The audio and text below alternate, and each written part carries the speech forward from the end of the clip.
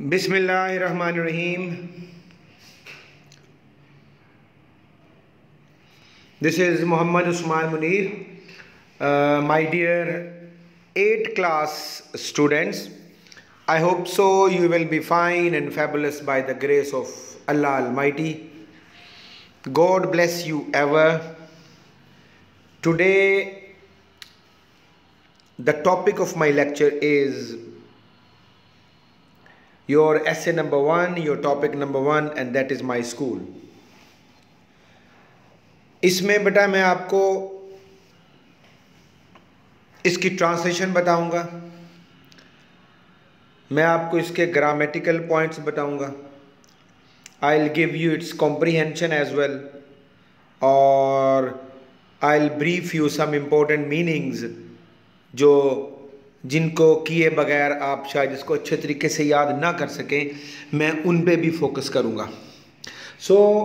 मैं हमेशा आपसे ये कहा करता हूँ कि बेटा जब आपका लेक्चर शुरू हो तो आपके पास अच्छी सी बॉल पॉइंट होनी चाहिए, आपके पास एक नोटबुक होना चाहिए। You have to listen my lecture. And मैं एक और मैसेज जो दिया करता हूँ कि you have to become good listeners. If you become good listeners तो फिर आपके सारे मामला जो हैं वो सीधे हो जाते हैं। जितनी अच्छी लिसनिंग होगी उतनी अच्छी कॉम्प्रिहेंशन होगी।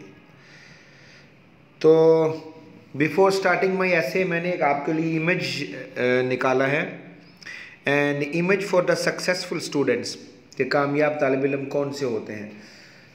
तो इससे पहले कि हम ऐसे की तरफ जाएं तो मुझे आपको ये भी समझाना है तो की टू सक्सेस। देखिए, successful students come to school every day, yes, फिर pay attention, listens to directions, ask questions, these are all the statements for you, all the sentences for you. अगर आपने अच्छा तालिब इल्म बनना है बेटा तो ये जो मैंने आपके लिए सेंटेंसेस और स्टेटमेंट्स दी हैं या लिख के दी हैं या इमेज दे रहा हूँ, इसको गौर से आपने पढ़ना है। Work quietly. देखें, हम जो काम करते करते एक दूसरे को छेड़खानी करते हैं। ऑर्गेनाइज्ड, यस, हमें ऑर्गेनाइज होना चाहिए। Make corrections, have supplies ready, look for mistakes. ये हमारी प्रॉब्लम है। You must be thankful to the teachers who are pointing you mistakes out. हमारी तो गलती निकल जाए तो हम रोने वाले हो जाते हैं कि ये मेरी गलती नहीं है, ये मेरी गलती नहीं है। भाई, गलती अगर है तो निकली है, तो उसके लिए you must be thankful to your teachers. तो फॉलो स्कूल रूल्स, ये बहुत सबसे बेहतरीन चीज़ कि आपके स्कूल ने जो आपके लिए डिसिप्लिन और रूल्स कायम किए हुए हैं, you have to follow and help others. This is the last one and the moral one. Here we have the essay My School on your screen, my dear students. अब मैं आपको इसको पढ़ा भी देता हूँ, कॉम्प्रिहेंशन भी दे दूँगा, मीनिंग्स भी दे दूँगा, ग्रामर के पॉइंट्स भी क्लियर कर दूँगा। माई school is a place of great charm for me. मेरा स्कूल मेरे लिए एक बड़ी दिलकशी की जगह है। Yes, this is a second home for the students if you consider. दूसरा घर होता है ये आपका। All this building is pretty old.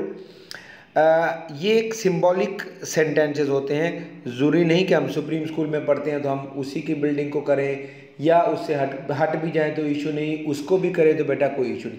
These are the symbolic sentences जो किसी के लिए भी लिखे जा सकते हैं। All this building is pretty old. अगरचे हमारे स्कूल की बिल्डिंग ओल्ड नहीं है, इट्स प्रीटी ओल्ड, काफ़ी पुरानी है। Yet it seems to cast a spell on us, लेकिन इसके बावजूद इसका हमारे ऊपर जादुई असर है। Cast a spell on us. Some of the walls are massive and ceilings are very high. School की बहुत सारी दीवारें जो हैं मैसिव, बहुत वजनी हैं, भारी हैं। दिस इज़ एन एडजेक्टिव, मैंने कहा था, ग्रामर भी बताऊंगा। एंड सीलिंग्स, छत के निचले हिस्से को सीलिंग्स कहते हैं बेटा, और छत के जो ऊपर वाला हिस्सा होता है, the upper part is called roof and the lower part is called ceiling. तो जो इसकी सीलिंग्स हैं वो बड़ी ऊंची हैं। Even the cruel summer fails to make our classrooms hot and humid.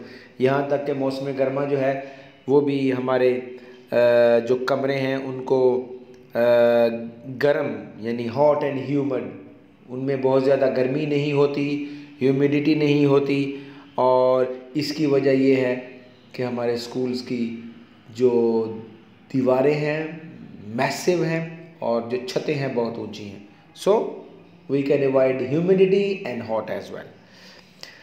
The location of my school is just by the side of the historic fort. जो मेरा स्कूल का लोकेशन है, मकाम है, ये नाउन है लोकेशन, मकाम को कह सकते हैं, मौके को कह सकते हैं. Is just by the side of the historic fort. वो इस तारीखी किले के बिल्कुल साथ है.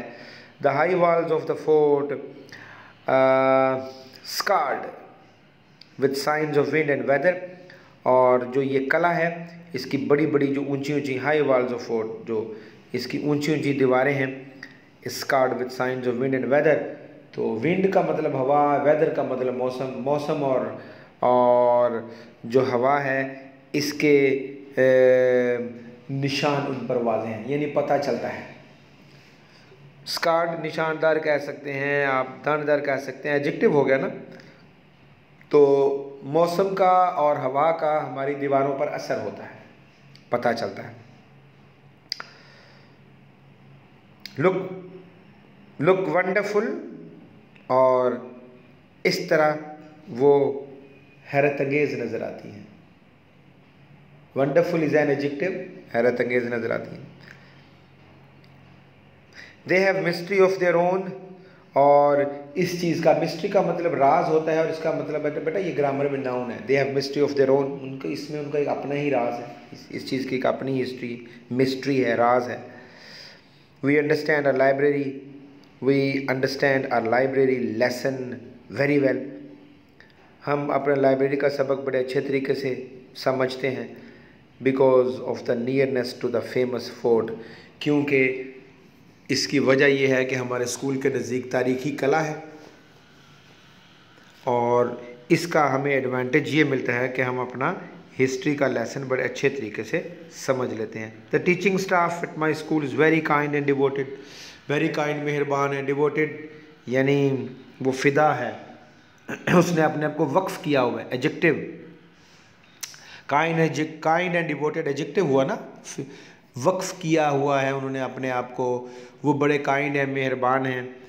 Okay. A large playground with the row of evergreen tall trees faces school building. और हमारे स्कूल की बिल्डिंग के साथ साथ एक बहुत बड़ा प्ले ग्राउंड है जिसमें हम खेलते भी हैं. और वहाँ पर एवरग्रीन टॉल ट्रीज़, हमेशा सरसब्ज रहने वाले लंबे लंबे ग्रीन दरख्त लगे हुए, सब्ज़ दरख्त लगे हुए जो हमेशा सब्ज़ रहते हैं. So this is another advantage of our school building is what we got the playground and we play over there, and a healthy body needs a healthy mind. जब आपकी बॉडी हेल्दी होगी तो डेफिनेटली आपका mind भी healthy होगा. तो ये चीज़ उस तरफ भी चली जाती है कि इसका एडवांटेज आपको मिलेगा कि आपको आपकी हेल्थ अच्छी होगी. उसके बाद बेटा what is more is it is away from the main road. और इसका एक और पॉइंट ये है कि हमारा स्कूल जो मेन रोड है उससे थोड़ा सा हट के है, ताकि हमें किसी किस्म की इनकन्वीनियंस और परेशानी से भी हम बचे रहें. I am glad my school is far ahead of others in good results. ये है असल बात. मैं खुश हूँ कि मेरा स्कूल जो है दूसरों से बहुत ज़्यादा आगे है, बहुत ज़्यादा आगे है. Supreme is the best ever.